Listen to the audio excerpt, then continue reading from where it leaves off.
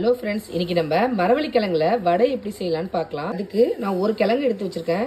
இது கூடவே 2 கப் அளவு கடலைப்பருப்பு வாஷ் பண்ணி 3 மணி நேரமா சோக் பண்ணி வச்சிருக்கேன். இப்போ இதில் இருக்க தண்ணி எல்லாம் ட்ரைன் பண்ணிட்டு மாதிரி ஒரு பாத்திரத்தில் சேர்த்துட்டு தண்ணி இல்லாமல் நல்லா ட்ரைன் பண்ணி வச்சுக்கோங்க. கடலைப்பருப்பு வடை செய்யும் போது கிறிஸ்பியாக சில பேருக்கு வராது. அதுக்கு காரணம் நம்ம அதில் தண்ணியோட சேர்த்து அரைக்கிறதுனால தான். அதனால நம்ம தண்ணியை நல்லா ஃபில்டர் பண்ணி இந்த மாதிரி ஒரு 10 நிமிஷம் போல் வச்சுட்டிங்க அப்படின்னா அதுக்கப்புறமா நீங்கள் அரைச்சிட்டு செய்யும்போது நல்லா கிறிஸ்பியாக வரும் வடை. இது ட்ரைன் ஆகிட்டு இருக்கு. இந்த டைமில் நம்ம மரவள்ளி கிழங்க தோல் சீவிட்டு நம்ம துருவி எடுத்துக்கலாம். பாருங்கள், நான் கிழங்க தோல் சீவிட்டு இந்த மாதிரி துருவி எடுத்திருக்கேன். உங்களுக்கு துருவி சேர்க்க விருப்பம் இல்லை அப்படின்னா நீங்கள் சின்ன சின்ன பீஸாக கட் பண்ணி போட்டு மிக்சியில் பல்ஸ் மோடில் அரைச்சிட்டு கூட சேர்த்துக்கலாம். ரொம்ப ஃபைன் பேஸ்ட்டாக அரைச்சிடாமல் கொஞ்சம் குறப்பாக இருக்கிற மாதிரி அரைச்சி சேர்த்துக்கோங்க. அதுவும் நல்லா தான் இருக்கும். நான் கடலைப்பருப்பை இந்த மாதிரி அரைச்சி எடுத்திருக்கேன். பாருங்கள், எல்லாமே மசிஞ்சிருக்கணும், ஆனால் ரொம்ப பேஸ்டாக இருக்கக்கூடாது. கொஞ்சம் நரையாக இருக்கணும். இந்த மாதிரி அரைச்சி எடுத்துக்கோங்க. இது கூடவே துருவின கிழங்கு, மீடியம் சைஸ் வெங்காயம் ஃபைனாக சாப் பண்ணி வச்சுருக்கேன் 2.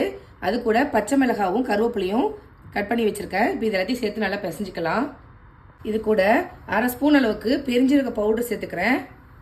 கடைசியாக தேவையான அளவுக்கு சால்ட்டு எல்லாத்தையும் சேர்த்து நல்லா மிக்ஸ் பண்ணிக்கோங்க.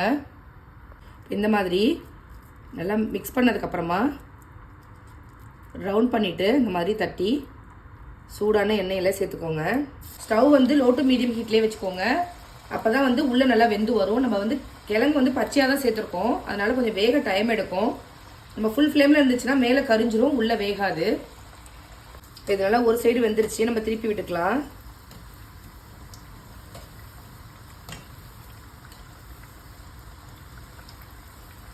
இப்போ இது ரெடி ஆயிடுச்சு. நம்ம ஒரு பிளேட்டுக்கு ட்ரான்ஸ்ஃபர் பண்ணிக்கலாம். பாருங்கள் எவ்வளோ சூப்பராக ரெடி ஆகிருக்கு அப்படின்னு.